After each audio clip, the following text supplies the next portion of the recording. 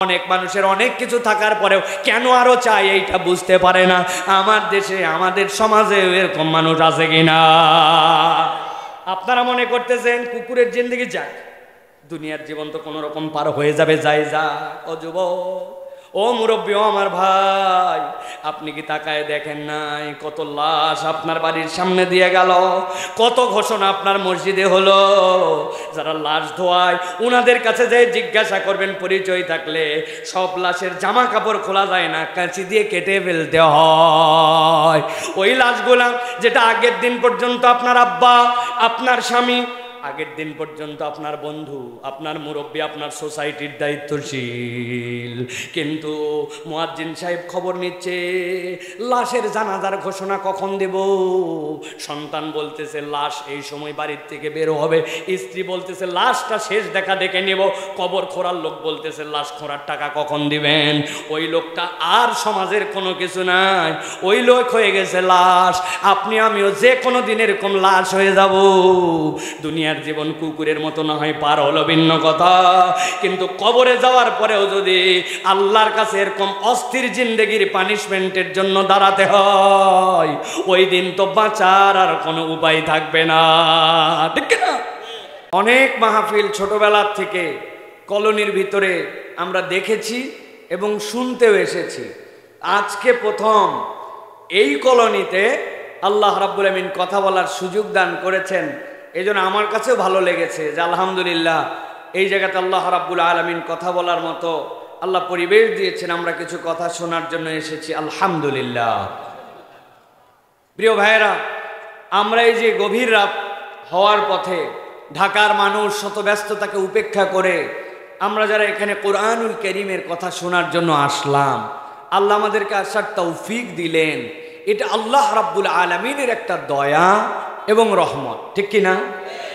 আপনাদের কি মনে হয় ভাই, আমাদের এই কলোনি এবং আশপাশে যত পুরুষ মানুষ আছে তার যদি 1/3ও আসে, আমাদের তো এমনি জায়গা নাই, তারপরেও কি এই 1/3 মানুষকে কি জায়গা দেওয়ার মতো আমাদের ক্ষমতা আছে?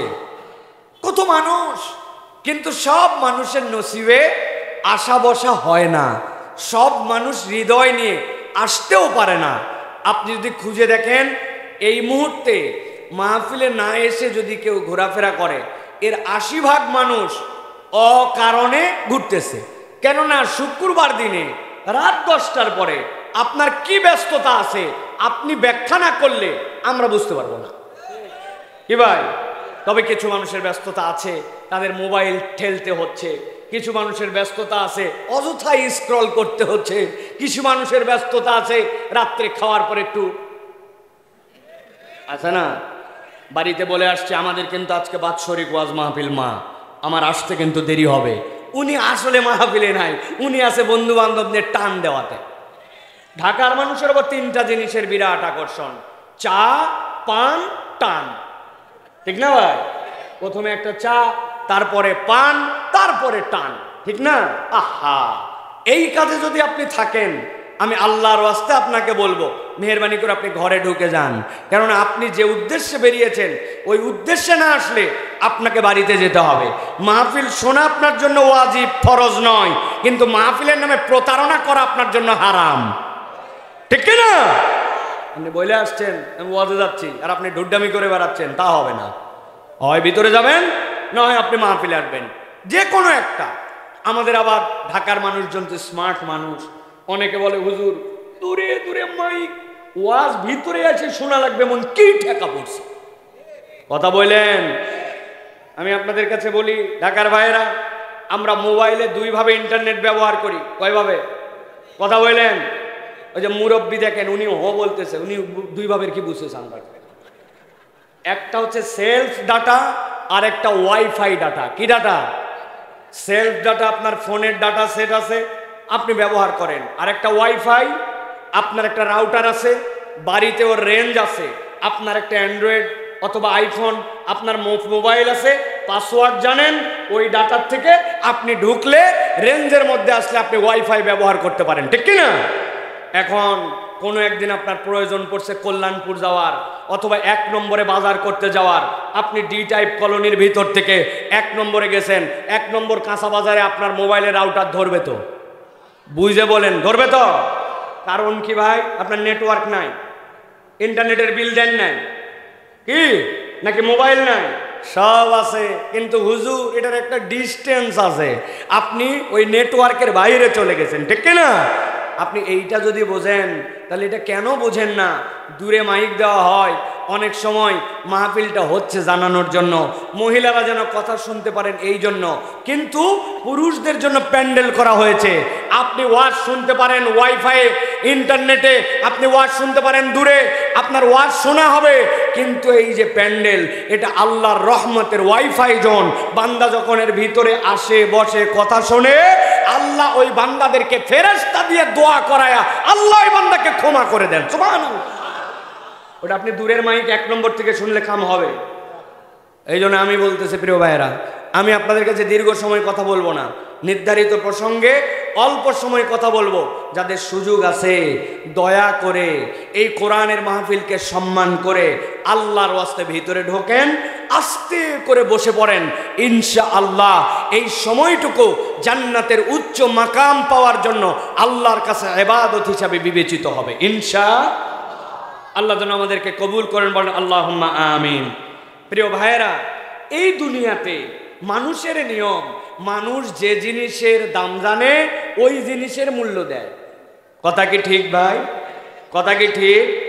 3 দিন আগে একটা ভিডিও দেখছি, ভিডিওতে দেখি অনেক জায়গায় মাইকিং করে, আমাদের এলাকাতেও দেখছি মাইক নিয়ে সকালবেলা হকাররা আসে, ভাঙা চূড়া মোবাইল, হ্যাঁ, টিভি, ফ্রিজ, টেলিফোন বেচতে পারেন। আমি চিন্তা করলাম, মোবাইল, টিভি, ফ্রিজ, আবার ওভেন, বাপরে কি ব্যাপারই! শুনছেন না আপনারা? আবার এক লোক একটা ভিডিও বানাইছে, ওই লোকের কাছে একটা আইফোন 12 আর আইফোন 13 আছে, ওই 2 ফোনই নিয়ে যায়, বলছে ভাই এই 2টা জিনিস আছে, নিবেন? বলছে নিবো ভাই, নেওয়ার জন্যই তো আইছি। বলছে কত দিবেন? বলতেছে ভাই আপনি যেহেতু সকালবেলার কাস্টমার 200 টাকা দিবেন। ওই লোক বলছে না ভাই 500 টাকার নিচে আমি বেচবো না। ও বলছে ভাই এত ফায়দা হবে না, দুটো নিয়ে সর্বোচ্চ 50-60 টাকা হতে পারে, অথবা আমি 200 টাকা দিব, আপনি চাপাচাপি করছেন তো আরো 20 টাকা দিব। ভাই বুঝেন তো, একদম তাজা ফোন। ওই লোক বলতেছে যে দেখেন ফোন কিন্তু চালু, খোলে, বলতেছে খোলা ফোন কেউ বেচে? জানি ভাই, চালু হলেও কাম হয় না, কিন্তু আইফোন 13 আর 14। তার মানে আমি আপনাকে বলতে চাই, মানুষ যেই জিনিসের দাম জানে ওই জিনিসের মূল্যায়ন করে, ঠিক না? দাম না জানলে মূল্য দেয় না। আমার হাতে ঘড়ি, আমার অভ্যাস হচ্ছে যেখানে আমি অজু করি আমার ঘড়ি খোলা লাগবে, যতই ওয়াটার রেসিস্ট হোক আর যাই হোক, ঘড়ি না খুললে আমার শান্তি নেই। এখন আমি ঘড়ি খুলে এক জায়গায় অজু করে মসজিদে নামাজে গেছি, নামাজের পর একজন আমার কাছে দৌড়ায় এসে বলছে, হুজুর ঘড়ি তো থুই আইছিলেন, আমি দেখলাম বলে ওই ঘড়ি ফেরত দিলাম, তাছাড়া কে জানি আপনার ঘড়ি সাইজ করে দিত। আমি বললাম থ্যাংক ইউ ভাই, তোমার কারণে আজকে ঘড়িটা ফেরত পাইলাম। আর মনে মনে ভাবতেছি আমার ঘড়ির দাম ওই সময় 270 টাকা। কয় টাকা? যদি লস হয় কয় টাকা ভাই? কথা বলতে হবে কিন্তু, কয় টাকা? আরেক লোকের হাতের মধ্যে একটা হোয়াইট গোল্ড, ওই হোয়াইট গোল্ডের উপরে একটা পাথর লাগানো আছে, এই পাথরটা হচ্ছে ডায়মন্ড, কিছু দাম না হলেও 50,000। কত? ওইটা পরে ওই লোক 1 নম্বরে বাজার করতে গেছে। আল্লাহর কি কাম, বাজারে যাওয়ার পরে দেখে এক লোক খালি ওই আংটির দিকে তাকায় আছে। আসলে যেই লোক আংটি দেখতেছে হাউমাউ করে, ওই লোক আংটির দিকে তাকায় নাই, ওই লোকটা হচ্ছে লক্ষ্মী টেরা। চিনছেন ভাই? 2 মণি 2 দিকে, ওইটা লক্ষ্মী টেরার টেরা বলার দরকার নাই, এটা না জায়েজ, কিন্তু আমরা যাদের 2 মণি 2 দিকে ওদেরকে টেরা বলি, ঠিক না ভাই? ও যদি এরকম করে দিক তাকায় আসলে দেখতেছে। এখন ওই লোকের হাতে 50,000 টাকা দেবেন আংটি, ও চিন্তা করছে কিরে শুরুর থেকে খালি এই লোক আমার মোবাইল আমার আংটির দিকে তাকায় আছে, আল্লাহ না জানে মনে হয় বুঝাইছে, এই জন্য আস্তে করে আংটি খুলে উনি আস্তে করে পকেটে রাখছে। জিজ্ঞাসা করবো বুঝে থাকলে বলেন, ওই লোক কি আংটি দেখতেছিল না অন্য দিক? কিন্তু আংটি খুলে সামলাইছে আংটির দাম কত আর আমার ঘড়ির দাম কত। তাহলে দাম জানলে মানুষ ওইটার মূল্য দেয়, ঠিক কিনা? ভালো করে খেয়াল করেন, আমার আল্লাহ রাব্বুল আলামিন বলছেন, মা আসাবা মিন মুসিবাতিন ইল্লা বিইজনিল্লাহ। দুনিয়ার মানুষ ভালো করে জেনে রাখো, দুনিয়ায় তোমাদের যত বালা আসুক, যত মুসিবত আসুক, দুনিয়ায় যত তোমাদের সমস্যা আসুক না কেন, আমি রব্বুল আমিন জানায় রাখলাম, দুনিয়ায় যত মুসিবত তোমার হোক সবগুলো আল্লাহ রব্বুল আমিনের জ্ঞাত সারে। আল্লাহর জ্ঞানের বাইরে তোমার কোনো মুসিবত নাই, তোমার কোনো বিপদ নাই, তোমার কোনো বালা নাই। তাহলে রব্বুল আলামিন যদি সব বালা সব মুসিবতের ব্যাপারে খবর রাখেন, জিজ্ঞাসা হবে আল্লাহ রব্বুল আলামিন তাহলে আমাদেরকে কেন মুসিবত দেন? রব্বুল আলামিন কি মুসিবত দিয়ে মজা পান? বান্দা বিপদে পড়ুক আল্লাহ এটা দেখে কি তৃপ্তি পান? নাউযুবিল্লাহ। আল্লাহ বলছেন না বান্দা, বান্দা তোকে যত বড় মুসিবতই দেওয়া হোক না কেন ওইটা রব্বুল আলামিনের জ্ঞাত সারে। তবে আল্লাহ বলছেন ওই মুসিবত তোকে ধ্বংস করে দেওয়ার জন্য নয়, বরং ওই মুসিবতের পরে দুনিয়ার সবচেয়ে একটা নিয়ামত দামি, ওই নিয়ামতটার মূল্য যদি তুই বুঝিস, আমি আল্লাহ একটু তোর জন্য ওইটার দ্বারা তোকে বরকতে মণ্ডিত করে দিতে চাই। আল্লাহ বলছেন আমি রবের পক্ষ থেকে বান্দার জন্য ঘোষণা থাকলো, ওয়া মান ইউমিন বিল্লাহি ইয়াহদি কলবাহু। এই দুনিয়ার বুকে কেউ যদি আল্লাহর প্রতি ঈমান আনে, আল্লাহকে পূর্ণ আস্থার সাথে বিশ্বাস করে, তার বালা মুসিবত যত বড়ই হোক না কেন, আমার রব বলতেছেন আমি রব ওই বান্দার অন্তরের মধ্যে হেদায়েত দিয়ে দে। আল্লাহ রাব্বুল আমিন বলছেন আর বান্দা জেনে রাখ, আল্লাহু বিকুল্লি শাইইন আলিম। তোর রব তোর সব বিষয়ে খবর রাখেন। আল্লাহ বলছেন মুসিবত যত বড় হোক, বিপদ তোর যতই আসুক না কেন, তুই যদি আল্লাহর প্রতি ঈমান আনতে পারিস, আমি আল্লাহ চ্যালেঞ্জ হিসাবে তোর জন্য দিলাম, বান্দা মুসিবত যাই হোক হেদায়েতের রাস্তা থেকে তুই কখনো বঞ্চিত হবি না। আল্লাহ বলছেন আমার বান্দাকে হেদায়েত দেব আমি, তার অন্তরের মধ্যে একটা হেদায়েতের নূর ঢুকায় দেব, যদি বান্দা কেবলমাত্র তার ঈমানের দৌলতের দাম বোঝে। সুবহানাল্লাহ। এখন আমাদের অবস্থা হয়েছে এরকম, আমরা আমার ঈমানের দাম বুঝি না। আসলে ওইটার দাম না বুঝলে আল্লাহ রব্বুল আলামিনের কাছে প্রকৃতার্থে মূল্যায়িত হওয়া যায় না। ভালো করে গভীর মনোযোগে খেয়াল করেন। তাহলে আল্লাহ রাব্বুল আলামিন সকল বালা মুসিবতের খবর রাখেন। আল্লাহ রাব্বুল আলামিন বলছেন ওই মুসিবতে যে আল্লাহর প্রতি ঈমান আনে, আল্লাহ রাব্বুল আলামিন তার হেদায়েতের রাস্তা বের করে দেন। আর আল্লাহ বলছেন আল্লাহ সর্ববিষয়ে জ্ঞাত। এখন কথা হচ্ছে রব্বুল আলামিন কেমনে আমাকে মুক্ত করবেন, আমার বের হওয়ার রাস্তা কি? ভালো করে একটা উদাহরণ মাথার মধ্যে ঢুকায় রাখেন। যতদিন বেঁচে থাকবেন ততদিন এইটা দিলের মধ্যে ঢুকায় রেখে দিবেন।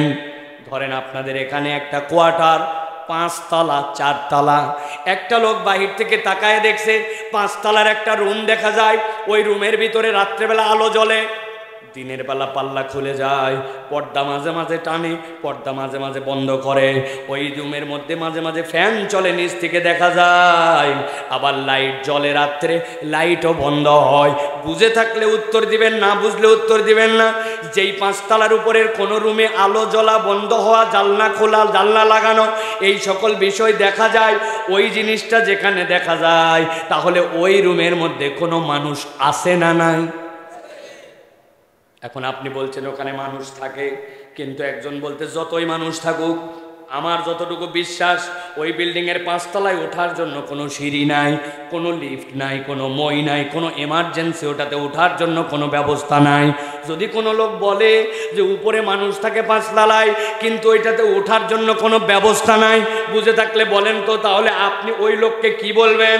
স্বাভাবিক মানুষ না পাগল? কারণ ওই লোকের পাগল।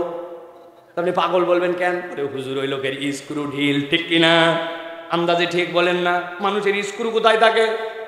বলবেন হুজুর আসলে এই পাগল আর এই স্ক্রু দ্বারা মূল ওই উদ্দেশ্যে বোঝানো হয় না, মূলত বোঝানো হয়েছে ওই লোকের মাথা স্বাভাবিক নয়, ঠিক কিনা? ভালো করে খেয়াল করেন। আল্লাহ রাব্বুল আমিন বালা মুসিবত জানেন, আল্লাহ রাব্বুল আমিন উদ্ধারও করবেন, কিন্তু আল্লাহ রাব্বুল আমিন বলছেন, আল্লাহ রাব্বুল আমিনের একটা তরিকা আছে। বান্দা তুমি যদি ওই মুসিবত থেকে বাঁচতে চাও, রব্বুল আমিন তোমার জন্য 2টা সিঁড়ির ব্যবস্থা করেছেন। আল্লাহ কোরআনে বলছেন ওয়া আতিউল্লাহ ওয়া আতিউর রাসূল। এই দুনিয়ার মানুষ, তুমি যদি আল্লাহর কাছে প্রকৃতার্থে মুক্তি চাও, বালে মুসিবত থেকে নিষ্কৃতি চাও, আমি আল্লাহ বললাম 1 নম্বর সিঁড়ির নাম তোমাকে আল্লাহর অনুসরণ করতে হবে। আতিউল্লাহ, রব্বুল আলামিনকে আপনাকে মেনে নিতে হবে।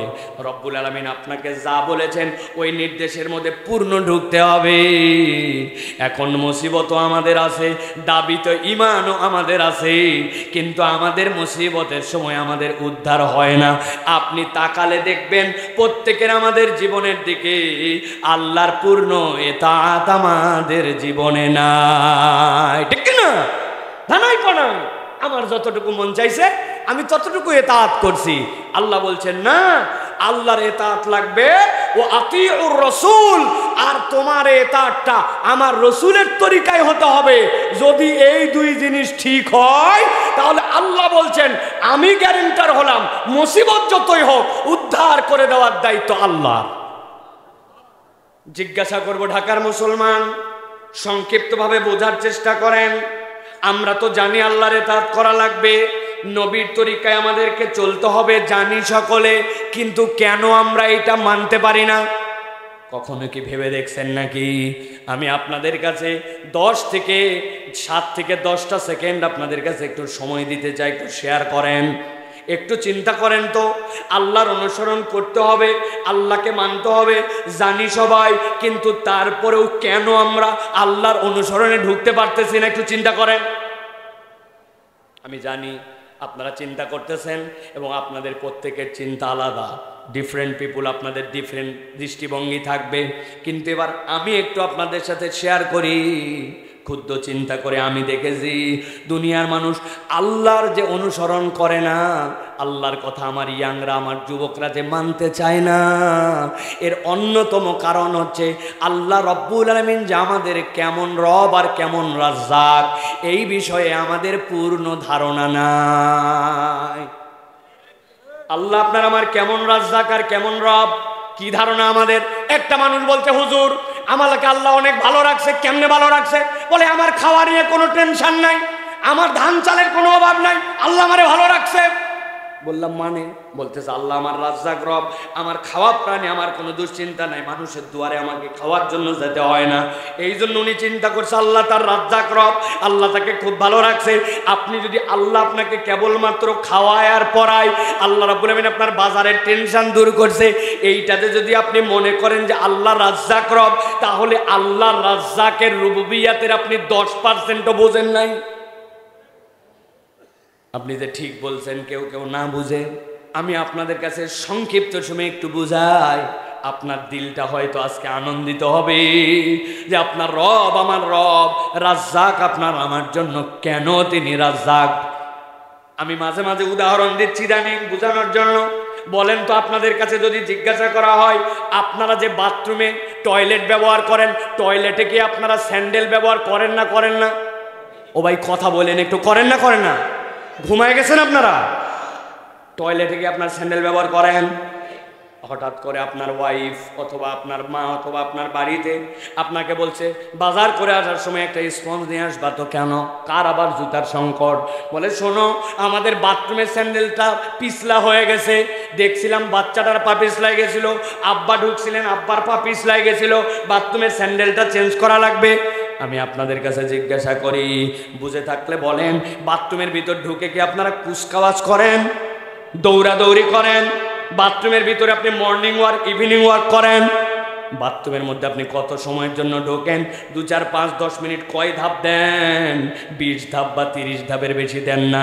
কিন্তু 5 মাস 6 মাস না যেতে ওই জুতার তলা খোয়া যায়, ওই জুতার ফিতা আপনার পায়ের তলায় বেঁধে, এই জন্য আপনার বাথরুমের স্যান্ডেল পরিবর্তন করা লাগে।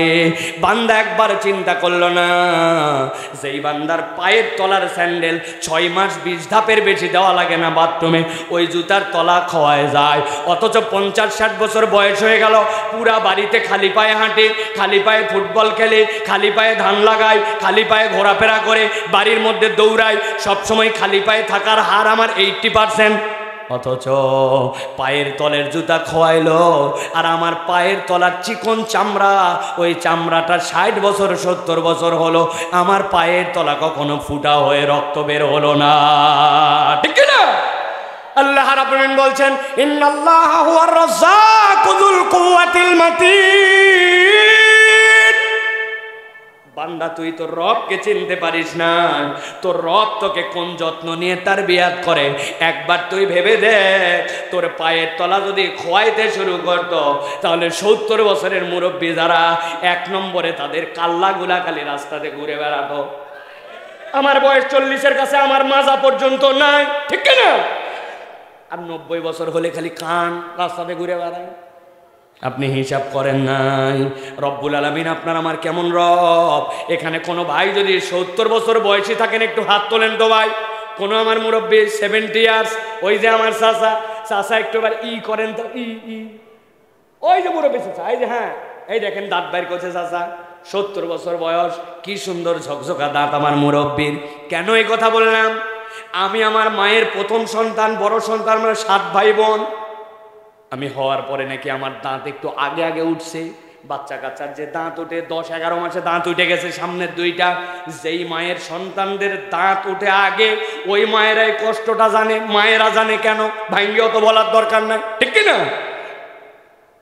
আমার দাঁত উঠছে ওই যে 1-1.5 বছর বয়সে, আজকে 40 বছর মুরব্বীর 70 বছর।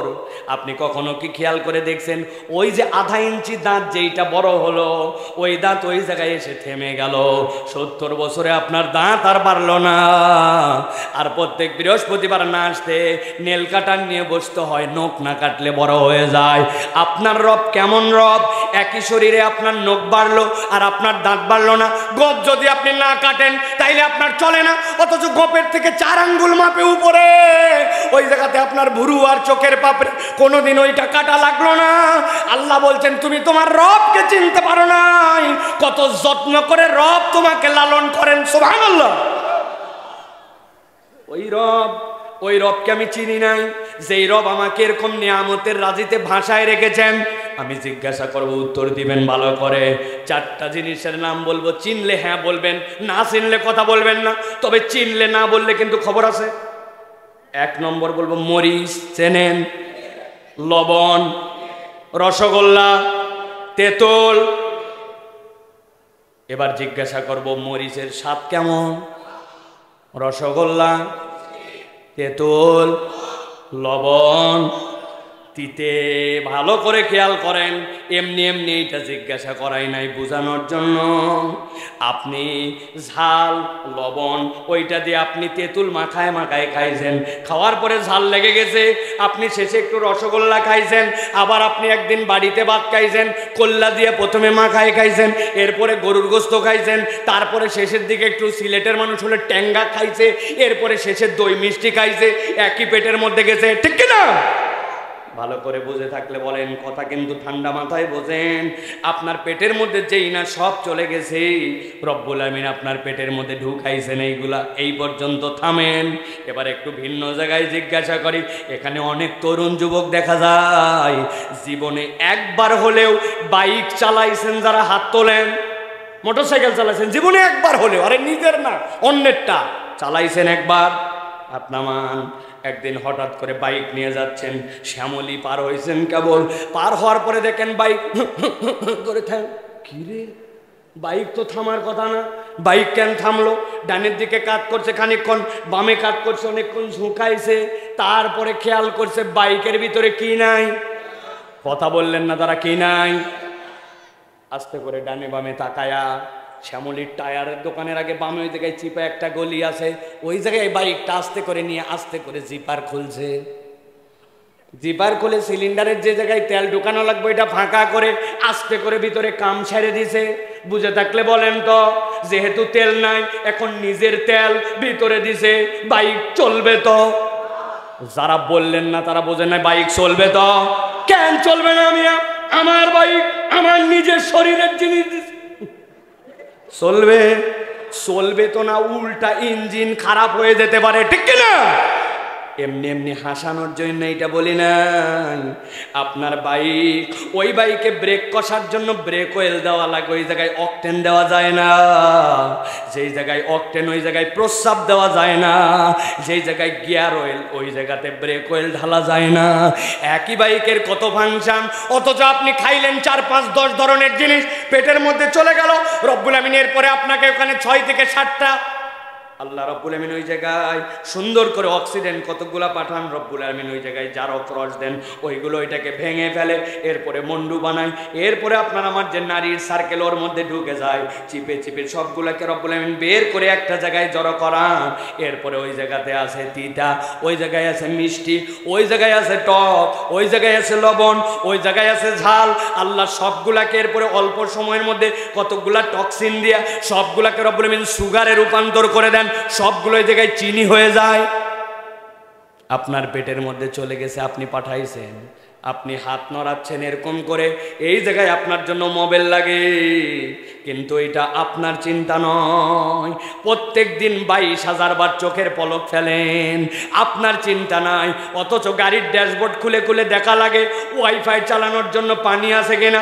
ওয়াইফাইয়ে যদি পানি না থাকে বলে ঠিক আছে এখন চালাস না, কারণ গ্লাসের উপরে যে বালুগুলো আছে ওইটাতে গ্লাসগুলা কিচকিচা হয়ে দাগ হয়ে যাবে, ঠিক কিনা? অথচ আপনি 22,000 বার চোখের পলক ফেললেন। কবে আপনি চোখের জন্য এখানে পানি দিয়েছিলেন? হাতের পরে হাত নড়ালেন, পায়ের পরে পা চালায় গেলেন, কবে আপনি মোবাইল দিয়েছিলেন? আপনার কোনো চিন্তা নয়, আপনি ডিফারেন্ট কাইন্ড অফ জিনিস খাইছেন, সবগুলা পেটে ঢুকায়া রব্বুল আমিন যেখানে যেটাকে সাপ্লাই করা লাগবে আল্লাহ নিজ কুদরতে সেটা পাঠায় দেন। আল্লাহ বলছেন, বান্দা তুই তোর রবকে চিনিস নাই, তোর রবকে যদি চিনতি তাহলে আল্লাহ ছাড়া বান্দা অন্য কারো কথা শুনতো না, ঠিক না? কি ভাব মারো তুমি রে ভাই, বাপরে জিন্সের প্যান্ট উপরে শার্ট, চলাফেরা হাতের মধ্যে একটা অ্যান্ড্রয়েড মোবাইল, ঢাকে ঢাকায় চিন্তা করছে আমার উপরে আর কোনো স্মার্ট ছেলে পেলেই নাই। আছে না? নামাজ পড়ে না, কালাম পড়ে না, ডুড্ডামি করে, আড্ডামি করে, ফালতু ফালতু স্টাইলে চলাফেরা করে। মানুষ সামনে তোমাকে কিছু বলে না, কিন্তু তোমার ভাব চক্কর দেখে বহু মানুষ তোমাকে বেয়াদব বলে। ভালো করে জেনো ভাই, কেন এই কথা বললাম? তোমাকে অপমান করার জন্য, শার্ট প্যান্টকে নিন্দা করার জন্য না। শার্ট প্যান্ট পরা নাজায়েজ না, মোবাইল ব্যবহার নাজায়েজ না, কিন্তু তুমি যদি মনে করো এইটাই তোমার স্মার্টনেসের মানদণ্ড, তুমি ভুলের মধ্যে আসো। যে আল্লাহকে মানে, রসুলকে মানে, আল্লাহ আল্লাহ রসুলের তরিকায় নিজের জীবন চলায়, ওই ব্যক্তি আল্লাহর কাছে স্মার্ট। স্মার্টনেসের এই ছাড়া আল্লাহর কাছে আর কোনো সংজ্ঞা নাই, কোনো সংজ্ঞা নাই। ইন্না আকরামাকুম ইনদাল্লাহি আতকাকুম। আল্লাহ বলছেন আল্লাহর কাছে সেই সবচেয়ে দামি যেই ব্যক্তি আল্লাহকে ভয় করে। ওর কালার কি, ওর বাড়ি কোথায়, গ্রামে থাকে না শহরে, আরব না আজমে, বাংলা না ইংরেজি, এইগুলো নয়। আল্লাহকে মানে যে আল্লাহর কাছে স্মার্ট সে, ঠিক কিনা? কথা ক্লিয়ার? আল্লাহ এই জন্য বলছেন ফাইন তাওয়াল্লাইতুম ফাইন্নামা আলা রাসূলিনাল বালাগুল মুবিন। নবী বলে দেন, অনেককে বলার পরে বলবে শুনলাম না, মানলাম না, আপনিও বলে দেন তোমাদেরকে দারোগাগিরি করার জন্য আমরা আসি নাই। আল্লাহ আল্লাহ রসুলের থেকে মুখ ফিরাই নাও যদি, আমি রসুল কেবল দায়িত্ব পৌঁছায় দেওয়ার, শুনবে কি শুনবেন এটা তোমার ব্যাপার, শুনলে জান্নাত, না শুনলে বুঝে নাও, ঠিক কিনা? অতএব প্রিয় ভাইয়েরা, আজকের আয়োজনে যে আমরা নিজেদের সময় বের করে এই যে হাজারো জনতা মাটির বিছানায় বসে গেছেন, আপনারা কি মনে করতেছেন এটা আমাদের জন্য লাভ আছে না নাই? বুঝে বলেন আছে না নাই? অতএব প্রিয় ভাইরা, আমরা কোরআনুল কারীম থেকে কথা শোনার জন্য আসছি, ঠিক তো? যারা আমার কথা এই জায়গায় ডাইরেক্ট শুনেন নাই তারা মনে করতেছেন মাশাআল্লাহ ওয়াজ তো শুরু হয়ে গেছে, তাই না ভাই? ওয়াজ এখনো শুরু হয়নি, কেবল একটু লোকজনকে আস্তে করে বাউন্ডারির ভিতরে আনলাম। কি আলোচনা করব ওইটার জন্য একটা আইল দরকার। আইল ছাড়া ওয়াজ হয়? আল ছাড়া পানি বাঁধে? আমাদের অধিকাংশ ওয়াজ আল নাই, কোথায় শুরু কোথায় শেষ কিচ্ছু জানে না পাবলিক। যাওয়ার পরে বলছে একটা বক্তা আসছিল ফাটায় ফেলছে। বউ জিজ্ঞাসা করছে কি ফাটালো, বলছে তা বলতে পারবে না, কিন্তু ফাটাইছে ফাটাফাটি। তাই ফাটাফাটি কোনো ওয়াজ আমার কাছে নাই। আমার ওয়াজ সব জোড়া তালি, যেগুলো ফাটা সম্পর্ক এগুলো জোড়া লাগাতে হবে। আল্লাহ রাব্বুল আলামিন যেন আমাদেরকে এই কথাগুলি শোনার তৌফিক দেন, বলেন আল্লাহুম্মা আমিন। তাহলে আমরা কি কোরআন থেকে কিছু কথা শুনতে রাজি আছি? তবে আপনাদেরকে বলে দেই, ঢাকাবাসী যারা মুরব্বী আছেন 40-এর উপরে, আপনাদের জন্য শুক্রবার দিন যেরকম ছুটি, শনিবার ছুটি, আপনাদের ওয়াজে হাত সোজা করার মানে কি এরকম, হ্যাঁ ভাই হাত সোজা করেন, অথবা ভাই হাত সোজা করেন, এগুলা কোনোটাই হাত সোজা করে না। হাত সোজা করে যদি এইরকম হয়, হাতগুলো এইরকম করে সোজা করেন, সোজা করেন সবাই, টান করে হাত নামান। এবার একসাথে তুলবো এবং ডানে বামে তাকায় দেখবো কারা কারা উঠাতে পারে নাই। ঠিক আছে তো? যদি মুরব্বী হন, হাত যদি ভাঙ্গে গেছে, সোজা হয় না, পঙ্গু হাসপাতালে ছিলেন, সে ভিন্ন কথা। কিন্তু আপনার যদি কোনো অসুবিধা না থাকে, কিন্তু অভ্যাস নাই জন্য জ্যাম ধরে গেছে, তাহলে কিন্তু আমরা এটা মেনে নিব না। ডানে বামে তাকায় দেখবো, একসাথে সকলে হাত সোজা করেন। হ্যাঁ সবাই ডানে বামে তাকায় দেখেন কারা উঠাতে পারে নাই। দেখেন একটু তাকায়া, দেখছেন সবাই সোজা হয়েছে? সোজা হয়েছে সবার? সোজা করেন, সোজা। এবার একটু পিছন দিকে টানা দেন, এবার সামনে একটু দেন, এবার ডানে একটু হবে, এবার বামে একটু, মাশাআল্লাহ। এবার সোজা করেন, সোজা, সোজা করে একটু নড়াচড়া দেন না, মাশাআল্লাহ। হাত সোজা করেন, সোজা। এবার গলাটা একটু পরিষ্কার করেন, হয় নাই ঢাকাবাসী, হয় নাই। হাত সোজা করে গলা পরিষ্কার দেন, সোজা সোজা সোজা। আমরা এবার আকাশ বাতাস মুখরিত করে আল্লাহ রাব্বুল আলামিনের একটা তাকবীর দিতে চাই। পারবেন ইনশাআল্লাহ? যারা পারবেন তার হাতটা বুক বরাবর নেন, এই বরাবর, হ্যাঁ বুক বরাবর। আমি যখন বলবো লিল্লাহি তাকবীর, আপনারা তখন হাত দুটো আসমানের দিকে ছুড়ে দিয়ে আল্লাহু আকবার বলে হাত আবার নামাই নেবেন। পারবেন ইনশাআল্লাহ? জীবনের কোন জোরে তাকবীর দেই নাই। আজকে আল্লাহকে খুশি করার জন্য, শয়তানকে পরাজিত করার জন্য, ঈমানকে শান দেওয়ার জন্য, আল্লাহর নামকে আরশে আজিম পর্যন্ত আনন্দের সাথে পৌঁছানোর জন্য একটা আকাশ বাতাস মুখরিত করে তাকবীর দিতে চাই। যারা এরকম বলিষ্ঠ কণ্ঠে তাকবীর দিতে পারবেন তারা বলেন আল্লাহুম্মা আমিন। আর যারা পারবেন না তারা বলেন আল্লাহুম্মা আমিন। আহা, আছে না ভাই? আছে। যত ভাঙপট্টি দেন কাজ হবে না, আছে না একদল ভাই? আমি দেখছি তো ভাই, সারা দেশ তো ঘুরতেছে, আল্লাহ ঘুরাচ্ছেন প্রিয় ভাইরা। অনেক পাম্পট্টি দিয়ে বলছি লিল্লাহি তাকবীর, উনি উত্তর দিছে আল্লাহ, ব্যাটারি না। এরকম ব্যাটারি ডাউন না, ব্যাটারি আছে। আর বাইরে যারা মাইকে শুনতেছে তারা বুঝবে যে কি পরিমাণ লোক এখানে আজকে আনন্দ চিত্তে এই রাত্রে আছে। ওনারা মনে করতেছে মাইক দূরে দূরে, ভিতরে লোক নাই, ভিতরে জায়গা নাই। এরকম একটা সাক্ষ্য দেওয়া তাকবীর দিতে হবে। পারবেন ইনশাআল্লাহ? বুক বরাবর হাত নেবেন। আমি লিল্লাহি তাকবীর বললে উপর দিকে হাত ছুড়ে দিয়ে আল্লাহু আকবার। রেডি সবাই? আমি আস্তে করে বলবো, আপনারা জোরে করে দিবেন। লিল্লাহি তাকবীর, লিল্লাহি তাকবীর। আল কোরআনের আলো, আল হাদিসের আলো, তোমার নেতা আমার নেতা, তোমার নেতা আমার নেতা। আলেম ওলামা যেখানে, আল্লাহর আইন যেখানে, লিল্লাহি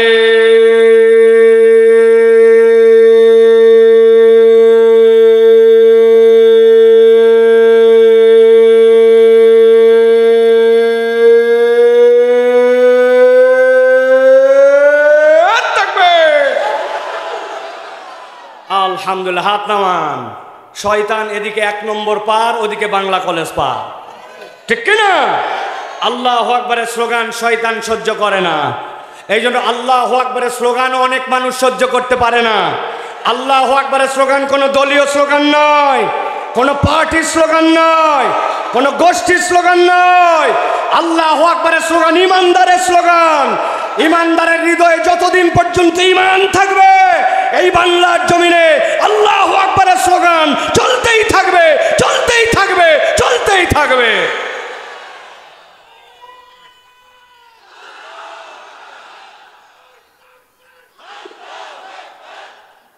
আল্লাহ রাব্বুল আলামিন আমাদেরকে তার দ্বীনের পক্ষে থাকার তৌফিক দান করেন।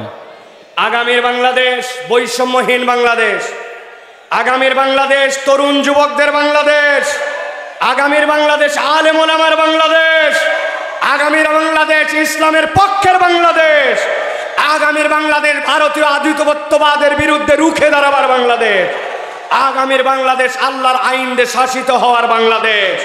ওই বাংলাদেশে আল্লাহু আকবারের স্লোগান পছন্দ করে না যারা, ইমানদারের সম্পর্ক তাদের সাথে নাই। কথা ঠিক? মনে থাকবে তো? আল্লাহ আমাদেরকে কবুল করেন, আল্লাহুম্মা আমিন। প্রিয় ভাইয়েরা, আর দেরি করা যাবে না, দীর্ঘ রাত হয়েছে। আমি শামীম ভাইকে আগেই বলছিলাম, ভাই আমি আগে আসছি, আমার কথা বলতে সময় লাগে, আমার আল্লাহর রাস্তায় একটু 9টার দিকে দিবেন, যাতে একটু বেশি করে কথা বলা যায়। কিন্তু আমাদের একটু শিডিউল এলোমেলো হয়েছে, কিন্তু আমার ভাইয়েরা যেহেতু আসেন, আবার কয় বছর পর আসতে পারবো আল্লাহ কেবল জানেন।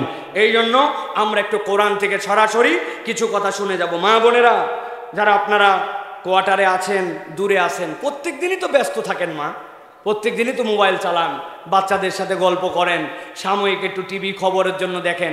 আজকে এগুলো একটু বাদ দেন, দিয়ে মাইকের শব্দটা যে পর্যন্ত যাচ্ছে জানলাটা একটু খুলে দিয়া, একটু দিলটা লাগায়া জায়নামাজটার উপরে অথবা বিছানার উপরে একটু উঠে একটু বসেন, একটু কোরআনের এই কথা শোনেন। না জানি এই কথা আমাদের জন্য হেদায়েতের ওসিলা হয়ে যেতে পারে, ঠিক কি না? আল্লাহ যেন আমাদেরকে কবুল করেন, আল্লাহুম্মা আমিন। আর দেরি নয়, সরাসরি আমরা এখন কোরআনুল কারীমের মধ্যে প্রবেশ করব।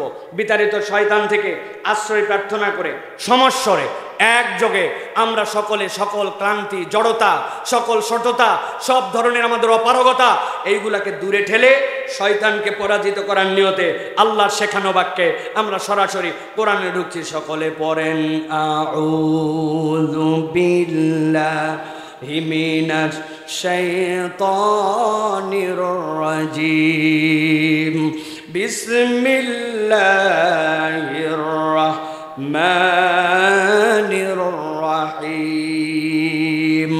ওয়াতলু আলাইহিম নাবা'আল্লাযী আতাইনাহু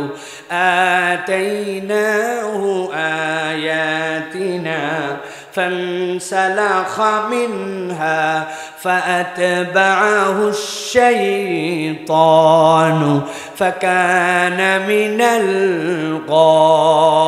الغاوين। আমার আল্লাহ রাব্বুল আলামিন নবীজি সাল্লাল্লাহু আলাইহি ওয়াসাল্লামকে বলছেন, ও আমার হাবিব, আপনাকে মক্কায় জাজিরাতুল আরবে ওই ভূখণ্ডের মধ্যে প্রেরণ করা হলো, যেই জায়গাতে আপনি যে সময় আছেন সর্বোচ্চ মানুষের সংখ্যা হয়তো 5 থেকে 6 লক্ষ হতে পারে, কিন্তু আপনাকে কিয়ামত পর্যন্ত অনাগত মানুষের জন্য পয়গম্বর করে প্রেরণ করা হয়েছে। ইব্রাহিম আলাইহিস সালাম খানায় কাবার চত্বর আল্লাহর কাছে দোয়া করেছিলেন, খেয়াল করেন, ইব্রাহিম ছিলেন খলিলুল্লাহ, কি নাম? আর ওই দোয়ার মধ্যে একজন আমিন আমিন বলেছিলেন, তিনি ছিলেন ইসমাইল। ইসমাইল হচ্ছেন জবিহুল্লাহ। ইসমাইল কি?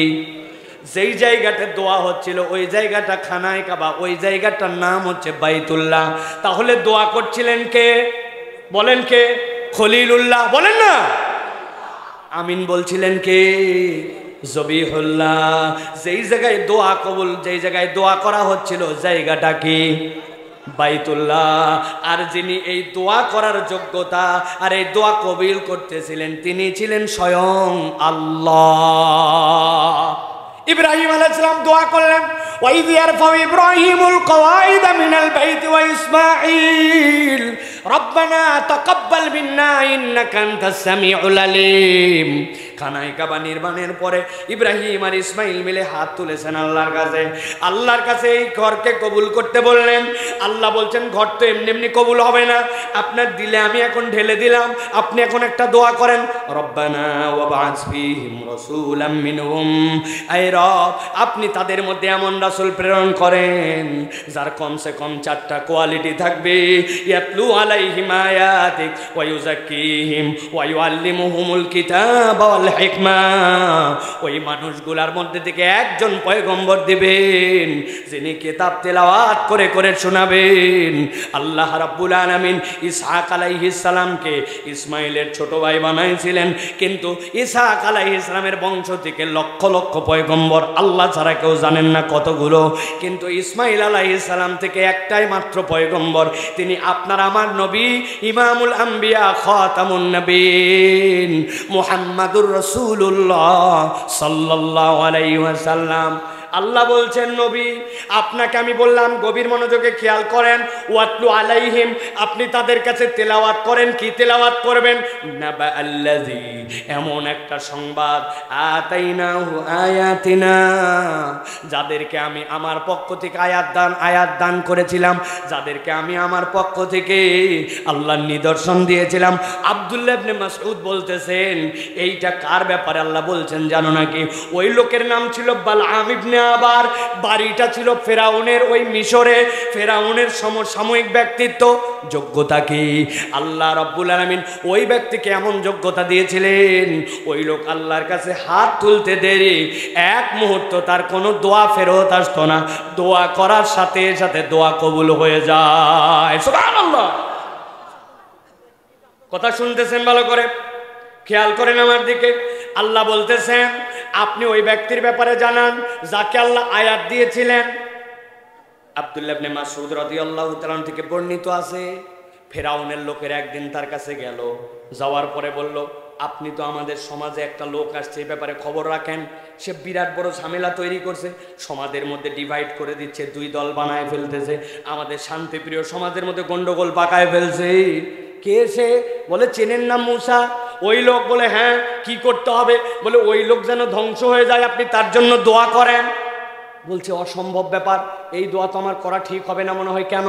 বলে আমি খবর নিয়ে দেখছি ওই লোক যখন হাতটাকে লম্বা করে নিজের বগলের নিচে দেয় তখন আবার বের করার সাথে সাথে হাতের মধ্যে থেকে আলো বের হয়, আবার যখন চায় তখন বগলের নিচে নিলে আলো অফ হয়ে যায়। আজব ব্যাপার, এটা স্বাভাবিক কোনো মানুষের কর্ম নয়। তোমরা সবাই বলছো তাকে জাদুকর, আমি যতটুক বলছি জাদুকর সে নয়। কেন? বলে জাদুকর যখন ঘুমায় যায় চলমান জাদুর ক্রিয়া তখন তার থেকে হারায় যায়, কিন্তু সে তো এমন লোক অনেকগুলা মেষ নিয়ে মাঠের মধ্যে যায়, যাওয়ার পরে যখন ঘুম আসে গাছের নিচে ঘুমায় আর তার হাতের একটা লাঠি থাকে ওটা গেড়ে দেয়। কোনো একটা মেষ যদি কোনো একদিকে ছুটাছুটি করতে চায় এক মুহূর্তে দেরি হয় না, ওই লাঠিটা উঠে পিটায়া মেষগুলাকে লাইনে আনে, আবার নিজে নিজ ওই জায়গায় দাঁড়ায় যায়। যদি ওইটা জাদুই হতো তাহলে মুসা ঘুমায় থাকলে লাঠি কাজ করে কেমনি? আল্লাহু আকবার। না আমি বদদোয়া করতে পারবো না। লোকজন বলল মনে করছেন আমাদের স্বার্থে আমরা আসছি না, আপনার স্বার্থেও আসছি। মিয়া এই জায়গায় যদি আপনি বদদোয়া না করেন তাহলে আরেকজন লোক তৈরি হবে যার কাছে মানুষজন যাবে, আপনার দরবারে কেটা যাবে, আপনার কাছে হাদিয়া কে দিবে? আমাদের খালি স্বার্থ নাকি আপনারও স্বার্থ জড়িত আছে?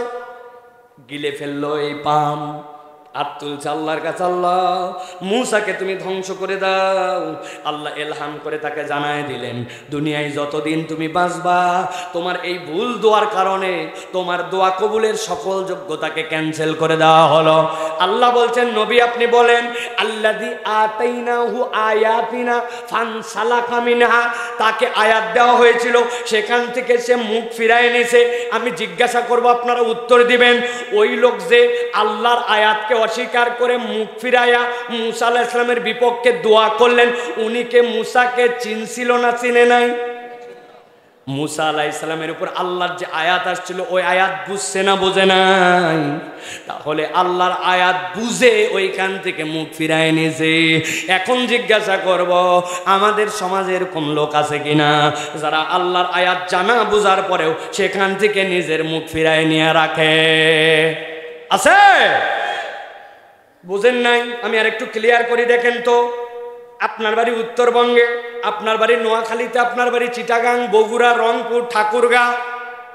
আপনি ঈদের সময় ঢাকা থেকে রওনা দিবেন, গাবতলীতে যায় বাসে উঠছেন, বাসের সব সিট ফুল, ভিতরে ফুল, ইঞ্জিন কভার ফুল, ছাদের উপরেও লোক নিছে। ঈদের আগের রাত, আপনার আর কোনো জায়গা নাই। আপনি বাসের মধ্যে ঢুকে লোহার রড ধরে দাঁড়াইছেন, দাঁড়ানোর পরে পা ফেলার জায়গা নাই। যেই না আপনি ওই ধামরাই পার হয়েছেন, সাথে সাথে আসরের ওয়াক্তের আজান আপনার কানে আসছে, হাইয়া আলাস সালাহ। এইটা শুনে তো নামাজির ভিতরে অস্থির লেগে গেছে, আসরের নামাজ তো পড়া লাগবে, কিন্তু ওই বাস দাঁড়ায় না, নামার জায়গা নাই, ডানে যাওয়া যায় না, বামে যাওয়া যায় না, তায়াম্মুম করবে পরিবেশ নাই, দাঁড়ায় যে ইশারা করবে এইরকমও নাই, চাপা চাপি। এইরকম করে থাকতে থাকতে তার আসরের নামাজটা ফৌত হয়ে গেছে, কাজা হয়ে গেছে। বুঝে থাকলে উত্তর দেন। এই লোকের যে নামাজটা নষ্ট হলো, এই নামাজটা কি সে অনিচ্ছায় নাকি ইচ্ছায়, ইচ্ছায় নাকি অনিচ্ছায়, কোন কারণে এই নামাজ ত্যাগ করছে? ইচ্ছা ছিল কিন্তু পড়তে পারে নাই, ঠিক কিনা? কিন্তু আপনাদের D type colony, Dhaka, Bangladesh, দুনিয়া বিভিন্ন জায়গায় এরকম মানুষ আছে কিনা? আজানের পর আজান হয়ে যায়, মোবাইল চাপে, মসজিদের পাশে চায়ের দোকানে বসে থাকে, আড্ডাবাজি করে, খেলার মাঠে থাকে, মাঠে নিজের কাজ করে, দোকানদারি করে, চাইলেই নামাজ পড়তে পারে, কিন্তু আল্লাহর আহ্বানকে উপেক্ষা করে নামাজে হাজিরা দেয় না। এই লোকটা যে নামাজ পড়ে না, এই লোক যে নামাজ বাদ দিল, এটা কি অনিচ্ছায় না ইচ্ছায়? বুঝে বলেন, কিন্তু অনিচ্ছায় না ইচ্ছায়? ভালো করে চলেন, সামনে আগাই। আল্লাহ বলছেন ওই লোকের চরিত্র নম্বর 1 ছিল আল্লাযী আতাইনাহু আয়াতিনা ফানসালাকা মিনহা। ওই ব্যক্তিকে আয়াত দেওয়া হয়েছিল, কিন্তু ওই আয়াত থেকে সে নিজের মুখ ফিরায় নিয়েছে। যেই না কোনো ব্যক্তি আল্লাহর আয়াত থেকে জেনে বুঝে মুখ ফিরাবে, আল্লাহ বলছেন সাথে সাথে 2 নম্বর একটা অপরাধ তার জীবনে এসে যাবে। কি অপরাধ? আল্লাহ বলছেন ফাতবাহু শাইতান ফাকানা মিনাল গাওয়িন। আল্লাহ বলছেন বান্দা, যেই বান্দা আল্লাহ রাব্বুল আলামিনের জেনে বুঝে নিদর্শন থেকে মুখ ফিরাবে, আল্লাহ বলছেন সাথে সাথে শয়তান তার পিছে লেগে যাবে। আর একবার শয়তান যার পিছনে লাগে, আল্লাহ বলছেন পথভ্রষ্ট হওয়া ছাড়া তার কোনো উপায় নাই। কথাটা মনে হয় ভালো করে বুঝেন নাই। আমি একটু সুন্দর করে আর একটু বুঝাই, 15 সেকেন্ড লাগবে, ভালো করে খেয়াল করেন। আপনার কোনো একটা বাচ্চা, ছেলে, মেয়ে অথবা কাউকে আপনি মাঝে মাঝে বকা দেন, এই শয়তানি করবি না, বলেন না ভাই? এই দুষ্টামি করবি না, শয়তানি কাজ এখান থেকে তুই সর বললাম, বলি কিনা? তার মানে কি, যেই শয়তানি করবে না বলতেছেন, ওইটাকে আপনি শয়তানি কাজ হিসাবে ট্রিট করছেন, ওইটা করলে সে শয়তানের অনুগামী। কিন্তু আল্লাহ বলছেন না, যেই ব্যক্তি জেনে বুঝে আমার আয়াত অস্বীকার করবে, শয়তানের সে অনুগামী নয়। ফাআতবাহু শাইতান, শয়তান তখন তার পিছে লেগে যায়। আর একবার যদি কারো পিছে শয়তান লাগে, আল্লাহ বলছেন ফাকানা মিনাল গাওয়িন, ওই ব্যক্তি অবশ্যই অবশ্যই পথভ্রষ্ট হয়ে যাবে। তাহলে এই জায়গায় অপরাধ হচ্ছে 2টা। কয়টা? কথা বলেন একটু, অপরাধ কয়টা? চলেন সামনে যাই। আল্লাহ বলছেন ওয়ালাউ শি'না, যদি আমি চাইতাম, লারাফানাহু বিহা, ওই ব্যক্তির মর্যাদাকে আমি আসমানে উঠাই দিতে পারতাম। আল্লাহ বলছেন তুমি যদি আল্লাহর আয়াতের উপরে, আল্লাহর নিদর্শন আল্লাহ যতটুকু দিয়েছেন ওইটার উপরে তুমি যদি অটল অবিচল থাকতা, তুমি মনে করছো আল্লাহর আয়াত, আল্লাহর হুকুম এখান থেকে দূরে থেকেই বোধহয় সফল হওয়া যায়। আল্লাহ বলছেন না, তুমি যদি আল্লাহর নিদর্শনের উপরে থাকতে, আমি আল্লাহ চাইলে তোমার মর্যাদা আসমানে উঠাতাম। সুবহানাল্লাহ। কিন্তু ওই লোক আরো 2টা অপরাধ করে বসলো। আল্লাহর আয়াত থেকে তো মুখ ফিরাইছে, শয়তান তো অনুগামী হয়েছে। আল্লাহ বলছেন এই 2টা অপরাধ, আর নবী জানান সাথে সাথে সে আরো 2টা অপরাধ করলো। তাহলে এই জায়গাতে টোটাল অপরাধ কয়টা?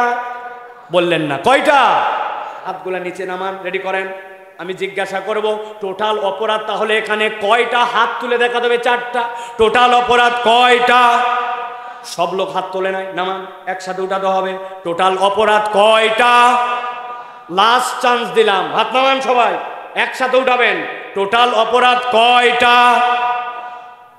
হাত নামান। বলবেন হুজুর কি ঝামেলা, ঢাকার মধ্যে তো এইরকম পরিশ্রমের ওয়ার্ড শুনি নাই। হাত তোলো না, কি শুরু করলেন? আমার একটা টার্গেট আছে, ওয়াজ তো শুনি আর ওই যে বলছি বাউন্ডারি নাই, বাড়ি চলে যায়। আজকের ওয়াজটা অন্তত যেন সাথে বাড়িতে যায়, ঠিক না? পাবনার গল্প শুনেন না আপনারা? দাদা নাতি 2 জন ওয়াজ শুনতে গেছে, ওয়াজ শুনে ব্যাক করার সময় নাতির লুঙ্গি ভিজে গেছে, দাদা ভিজে নাই। ওই পারে যায় দাদাকে নাতি বলছে তোমার লুঙ্গি ভিজলো না কেন? নাতিকে দাদা বলছে তোর লুঙ্গি ভিজলো কেন? বলছে আমরা 2 জন একই সাইজের। হুজুর ওই পারে ওয়াজ করছে, হাঁটুর উপরে কাপড় তোলা জায়েজ নাই মুসলমানের জন্য, ছেলে মানুষ হলে হাঁটুর নিচে নাভির উপরে এটা সতর। আমি যখন খাড়ি পার হচ্ছিলাম, ছোট নদী, তুলতে তুলতে তুলতে তুলতে দেখলাম এই পর্যন্ত উঠার পর তো কাপড় উঠে যায়। নিয়ত করলাম যাওয়া হয় হবে, কাপড় ভিজলে বাড়ির যে আমি চেঞ্জ করব, এই জন্য আমার হাঁটু সহ কাপড় সহ ভিজে গেছে, কিন্তু তোমার লুঙ্গি ভিজলো না কেন? বলতেছে ওরে বেকুবের বেকুব, 70 বছর ধরে ওয়াজ শুনি, জীবনে কোনোদিন নদী পার করি নাই, আর প্রথম দিনে তুই কামসারের লুঙ্গি ভিজালি। ওয়াজ শুনে যদি পরিবর্তন হতে চায়, একদিনে আমার তকদিরের জন্য হেদায়েত হয়ে যেতে পারে। আর যদি মনে করি ওয়াজ শোনা বিনোদন, তো প্রত্যেক দিন মাহফিল শুনলেও কাজ হবে না, ঠিক না? তাহলে এবার বলেন, তাহলে টোটাল অপরাধ কয়টা? হাত ওঠেনি যাদের, শেষ চান্স, হাত নামান। টোটাল অপরাধ কয়টা? ওই যে একটা গোলাপি শার্ট পরে আমার ওই যে খুঁটির গোড়া চাচা হাত তোলে না, আমি দেখছি। ঠিক আছে, হাত নামান। প্রিয় ভাইয়েরা, ভালো করে খেয়াল করেন, আল্লাহ বলছেন ওয়ালাউ শি'না লারাফা'নাহু বিহা ওয়ালাকিন্নাহু আখলাদা ইলাল আরদ ওয়াত্তাবা হাওয়া। আল্লাহ বলছেন আমি চাইলে তার মর্যাদা বাড়ায় দিতাম। এক নম্বর জেনে বুঝে আল্লাহর আয়াত অস্বীকার করছে, দুই নম্বরে শয়তান তার অনুগামী, তিন নম্বরে আল্লাহ বলছেন ওয়ালাকিন্নাহু আখলাদা ইলাল আরদ। ওই মানুষটা যদিও মানুষ, কিন্তু একটা পশুর ক্যারেক্টারে ঢুকেছে। দুনিয়াতে চার পাওয়া যত জন্তু আছে, আরবিতে খুলদুন মানে জমিনমুখী হয়ে থাকে। ওর চার হাত পা, মাথা যদি উঁচু করে, কিন্তু দিন শেষে ওর মাথা সবসময় নিচে। এরকম একটা প্রাণীর নাম বলেন গরু। চিনছেন না আপনারা? ছাগল, এরকম যে প্রাণী, ওই প্রাণীগুলা যদিও দুই পা দিয়ে মাঝে মাঝে উঠে, মাথা যদি উঁচু করে, কিন্তু ওর চরিত্র হচ্ছে সব সময় মাথাটা নিচের দিকে থাকা। আল্লাহ বলছেন দুনিয়াতে এরকম ক্যারেক্টারের কতক মানুষ আছে, হালাল হারাম বিবেচনা করে না, ডান বাম দেখে না, আল্লাহর হুকুমের পরোয়া করে না, ওর চাই খালি দুনিয়ার দুনিয়া। ও দুনিয়ার স্বার্থে নিরেট সে ব্যক্তিগত জিন্দেগিতে দুনিয়াদার হয়ে গেছে। এরকম মানুষ আমাদের সমাজে আছে কিনা? চিনেন দু একজনকে? আমি দুইজনকে চিনাই দেই, কি রাগ করবেন না তো আপনারা? ওই লোক যদি চিনে ফেলেন তাহলে তো মুশকিল। বাজারে গেছে ঈদের মধ্যে এক নম্বরে অথবা অন্য কোনো জায়গায়, আপনাকে দেখে বলছে আপনার মতো চেনা লোক বলে কেনা দামে দিলাম। আপনি তো ঘাবড়ায় গেছেন, কিরে আমাকে চিনলো কেমনে? আসলে বাপ দাদার জন্মে আপনাকে দেখে নাই, আপনাক বানাইছে চেনালো, কেনা দামে দিলাম বলে 500 টাকা কাল্লা কাটছে। এরকম দোকানদার আছে না? এত বড় দাড়িওয়ালা, আপনার সাথে হালাল মাল হালাল দোকান, কিন্তু দুনিয়ার একটু স্বার্থে মিথ্যা কথা বলে তার ব্যবসাকে হারাম করে, আছে কিনা? আপনি আমার বউনির কাস্টমার, 11টার সময় আপনি 83 নম্বর কাস্টমার, কিন্তু আপনার কয় বউনির কাস্টমার। কথা বলেন আছে কিনা? নিরেট দুনিয়াদার, ও দুনিয়ার স্বার্থে কেবল আল্লাহর বিধানকে জলাঞ্জলি দেয়, দুনিয়ার স্বার্থে হালাল হারামের পরোয়া করে না, ঠিক না? বহু মানুষ আপনি দেখবেন কৃষক আছে, যদিও আপনারা এখানে বসে আছেন আমি জানি, প্রত্যেকের অরিজিন আমাদের গ্রাম থেকে উঠে আসছি, ঠিক না? গ্রামের দিকে কোদাল কান্দে নিয়ে সকালবেলা মুরব্বী মাঠে চলে যাচ্ছে। লোকজন বলছে কি ব্যাপার চাচা, এত সকালে আপনি কাজ করতে যান? বলে রোদ উঠলে আমি কাজ করতে পারি না বাবা, এই জন্য জমির আলটা একটু কাটতে যায়। আসল উদ্দেশ্য মুরব্বীর আল কাটা না, ওই পারের জমির সাথে যার আল লাগানো, উনি ওই পারের লোকের আল কাটার নামে আলটা একটু কোপায়া নিজের জমি 4 আঙ্গুল একটু ঠেলতে চায়। আমাদের দেশে অভ্যাস আছে কি নাই? আপনার জমির আল ঠেলে আপনি 4 আঙ্গুল মাত্র বাড়াইছেন, আপনার 1 বিঘা জমির খাজনা খারিজ সব ঠিক, আপনার পর্চা সব ঠিক, আপনি 1 বিঘার থেকে 25 মণ ধান পাইছেন, কিন্তু এই 4 আঙ্গুল জায়গা যেটাতে 50টা গোজ লাগাইয়া 5 কেজিও ধান হয় নাই, কিন্তু ওই 5 কেজি ধানের লোভ সামলাতে পারে নাই, হালাল হারামের সাথে মিশায় ফেলছে, দাড়ি টুপি পরে, কিন্তু নিরেট দুনিয়াদার হওয়ার কারণে এইটাকে অপরাধী মনে করে না। এরকম কৃষক, এরকম মানুষ আমাদের দেশে আছে না? না আছে? হজে যাচ্ছে সফরে, এখন বাংলাদেশে একটা ট্রেন্ড হয়েছে, হজে যাওয়ার আগে আরেক হজের খরচ করা লাগে, আর কয় টাকা যুক্ত করলে উনি আরেকজনকে হজে নিয়ে যেতে পারে, গরু খাওয়ায়, আছে না? গরু টরু খাওয়ায়া উনার 10 বিঘা জমি, 2 ছেলে 2 মেয়ে বাড়িতে ডাক দিয়ে নিয়ে আসছে। মেয়ে জামাইছ মেয়েদেরকে অনেক হাতে মাথায় কাঁধ বুলায় বলছে তোমাদের জন্য আংটি নিয়ে আসবো, তোমার জন্য সোনার চেন নিয়ে আসবো। মা আমি বোধহয় আর ফিরতে পারবো কি জানি না, মিশামিশি কান্নাকাটি করে টোরে বলছে বিয়ে শাদিতে অনেক তোমাদের পিঠে খরচ করছি, মা আমি যাচ্ছি জমি জমাগুলা বন্টন করে দিয়ে যেতে ইনসাফ মতো, তোরা 2 বোন ভালো ভালো জমি, আমার যেটা ওই 2 জন 1 বিঘা নে, আর বাকি ছেলেদের মধ্যে 9 বিঘা ভাগ, ইনসাফ। এই কাজ করে দিয়ে উনি মক্কা শরীফ চলে গেছে। মক্কা শরীফ যাওয়ার পরে খানায় কাবা দেখলে সকলের চোখে পানি আসে। মুরব্বির তো আরো বুকের মধ্যে ব্যথা, আল্লাহর কাবা দেখে কান্নার ঠেলায় লোকজন চিন্তা করছে বাপ রে বাপ, হাজি তো কান্দে কিন্তু এত কান্দে দোয়ায় শরীক হই। হাত তুলে দেখে মুরব্বি বলছে আল্লাহ আশা রাখবে, ছেলে মেয়েদের মধ্যে আল্লাহ একটু ভুল করে ফেলছি। আল্লাহ মেয়েদেরকে 1 বিঘা জমি দিয়া 9 বিঘা জমি ছেলেদের মধ্যে ভাগ করে দিয়েছিলাম, কাজটা ঠিক হয় নাই, কিন্তু খানায় কাবার চত্বরে আল্লাহ দেখার পরে সব গুনাহ মাফ হয়, মেহেরবানি করে তোর এই অপরাধী গোলামকে মাফ করে দে। বুঝে থাকলে বলেন, বান্দার হক নষ্ট করে আল্লাহর খানায় কাবায় যে যদি কাঁদতে কাঁদতে বন্যাও আনে, আল্লাহ কি বান্দার হক নষ্ট করার গুনাহ মাফ করবে? তাহলে আপনি দেশের টাকা বিদেশে পাচার করে দিলেন, ব্যাংকগুলাকে হাওয়া করে দিলেন, দেশের রাস্তাঘাট খাইয়ে ফেললেন, এক সেতু বানালেন যেইটা 10টা সেতুর টাকা ভাগ করে খাইলেন। নিশ্চয় তাহাজ্জুদ পড়লে আর ফজরের পরে যাই নামাজ খুঁজলে আপনার গুনাহ মাফ হবে। মনে করছেন বাপ রে বাপ বিরাট কাম করছি, দেশের থেকে টপ করে চলে গেছি। আমি জিজ্ঞাসা করতে চাই, আমেরিকা কি আল্লাহর দুনিয়ার বাহিরে না ভিতরে? কানাডা কি আল্লাহর দুনিয়ার বাহিরে না ভিতরে? ইউরোপ কি আল্লাহর দুনিয়ার বাহিরে না ভিতরে? আমাদের পাশের দেশটা কি আল্লাহর দুনিয়ার বাহিরে না ভিতরে? তাহলে আপনি কেমন করে ভাবছেন আমি একটু দেশ থেকে চলে গেছি মানে আল্লাহর দুনিয়ার থেকে বের হয়ে গেছি? আপনি যদি হিসাব বরাবর করে জাতির কাছে ক্ষমা না চান, এইটা কেবল বের হওয়ার শুরু, জাহান্নামে না যাওয়া পর্যন্ত শেষ হবে না। বুঝে নিয়েন ঠান্ডা মাথায় ভালো করে। এই জন্য আল্লাহ রাব্বুল আলামিন বলছেন বান্দার হক নষ্ট করো, তুমি বুঝো। আল্লাহ রাব্বুল আলামিন বলছেন ওয়ালাকিন্নাহু আখলাদা ইলাল আরদ, ওই মানুষটা নিরেট দুনিয়াদার, দুনিয়া ছাড়া কিচ্ছু বোঝে না। আছে কিনা? খবরদার আছে বলবেন না, বলেন আমরা আছে। কিসের আছে? ওই মানুষ তো আমরাই, আমাদের ভিতরে ক্যারেক্টার ঢুকছে, ঠিক কিনা? সামান্য একটুখানি 1 বিঘা জমি সরকারের ওই দিক না ঠেললে হয় না, ড্রেনের উপরে সানসেট বের করে না দিলে হয় না, নিচতলায় সানসেট বের করে না, দোতলার থেকে বেলকনি পার করে, ওটা আপনার আব্বার জায়গা, আব্বার জায়গা আপনার, ওটা গায়ে মাখেন, গায়ে মাখেন। নিরেট যদি দুনিয়াদার হয়ে যায় আল্লাহ বলছেন এটা 3 নম্বর অপরাধ। বলতে থাকলে তো অনেক বলা যাবে, আমি ইশারা দিয়ে যা বুঝাইছি আশা করি ঢাকার লোক বুঝছেন। চলেন এবার 4 নম্বর অপরাধ। আল্লাহর কৃতজ্ঞতা করে, আর অনেক মানুষের অনেক কিছু থাকার পরেও কেন আরো চাই এইটা বুঝতে পারে না। আমার দেশে আমাদের সমাজে এরকম মানুষ আছে কিনা?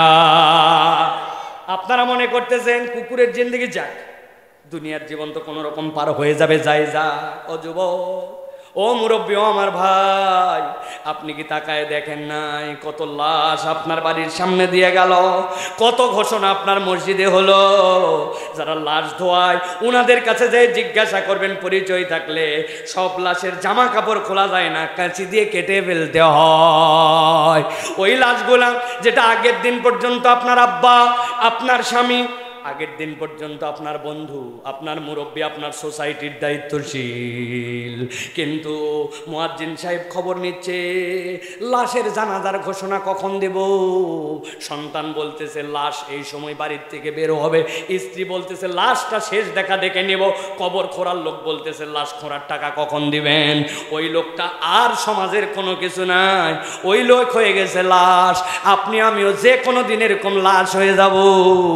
দুনিয়ার জীবন কুকুরের মতো না হয় পার হলো ভিন্ন কথা, কিন্তু কবরে যাওয়ার পরেও যদি আল্লাহর কাছে এরকম অস্থির জিন্দেগির পানিশমেন্টের জন্য দাঁড়াতে হয়, ওই দিন তো বাঁচার আর কোনো উপায় থাকবে না, ঠিক না? এই জন্য সিদ্ধান্ত নেন, মেহেরবানি করে আজকের থেকে সিদ্ধান্ত নেন। আমার কথা শেষ। আল্লাহ রাব্বুল আমিন যেই কথা বলেন নবীকে শেষ করতে বলছেন, কথা শুনেন। আল্লাহ বলতেছেন ফাকসুসিল কসাস লাআল্লাহুম ইয়াতাফাক্কারুন। ও আমার হাবিব, ফাকসুস এক বচন, কসাস বহু বচন। ও আমার হাবিব, আপনাকে প্রথমে বলা হয়েছিল ওয়াতলু আলাইহিম, আর এখন আপনাকে বলা হচ্ছে ফাকসুসিল কসাসা, আপনি এরকম ঘটনাটা জানায় দেন, কিচ্ছাটা বলে দেন। লাআল্লাহুম ইয়াতাফাক্কারুন, আশা করা যায় মুসলমানরা চিন্তা ভাবনা করে আগামীর পথ চলবে। আর আমরা যদি চিন্তা না করি, সাআমাসালাল কওমুল্লাযীনা কাযযাবু বিআয়াতিনা ওয়া আনফুসাহুম কানু ইয়াজলিমুন, যারা আল্লাহ আয়াত অস্বীকারী, ওদেরকে বলা আর না বলা সমান। সিদ্ধান্ত নিয়ে বাড়িতে চলে যান 1 মিনিট। আমরা কি চিন্তা করে জীবনের দিক পরিবর্তন করার জন্য প্রস্তুত আছি? ইনশাআল্লাহ। আমরা কি গাজওয়ারির জীবন নাকি চিন্তাশীল জীবনে পরিবর্তন হব? তো চিন্তাশীল জীবনে পরিবর্তন হব ইনশাআল্লাহ, ইনশাআল্লাহ। এটা কি নামাজ ধরে না বাদ দিয়া, মিথ্যা কথা ছেড়ে না রেখে, গালমন্দ করে না বাদ দিয়া? আর আমরা ঢাকার লোক, আমাদের একটু গালি দেওয়ার অভ্যাস, তাই না ভাই?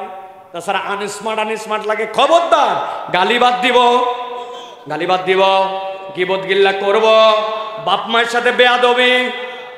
আরে আনস্মার্ট বাপ মা একটু করাই লাগে, ওনার বুঝে না হুজুর, মানদার তামলের লোকজন, একটু আমি 3 তালা চুল কাটছি আমাকে গালাগালি করে, আছে না? বাপ মায়ের কথা শুনবো ইনশাআল্লাহ। ও যেই মুরব্বীর আব্বা আম্মা মরে গেছে, আপনি হাত তুলে কি করছেন? আপনার দরকার নাই, আমাদের ইয়াংদের দরকার, ঠিক না? আল্লাহ কবুল করে বলে, আল্লাহ রাব্বুল আলামিন আমাদেরকে কবুল করে বলে, আল্লাহুম্মা আমিন। প্রিয় ভাইরা, এই ওয়াদা যেন আমার সাথে না হয়, আল্লাহর সাথে হয়। আল্লাহর আয়াত চিনি, জানি, কেমনে আমি না মানে চললাম? ওই আল্লাহ না আমার দাঁত বাড়ালো না, ওই আল্লাহ না আমার ভুরুটা সেট করে রাখলো, চোখের পলক ফেলার জন্য ওই আল্লাহ না আমার কখনো পানি ইনস্টল করতে হলো না, আমি পেটে যা খাই আমার হাত পাকাল্লা অটো চালু করে দিলেন, শুই অটো, উঠি অটো, ওই রবকে কেমনে বিরোধিতা করি, ঠিক কিনা?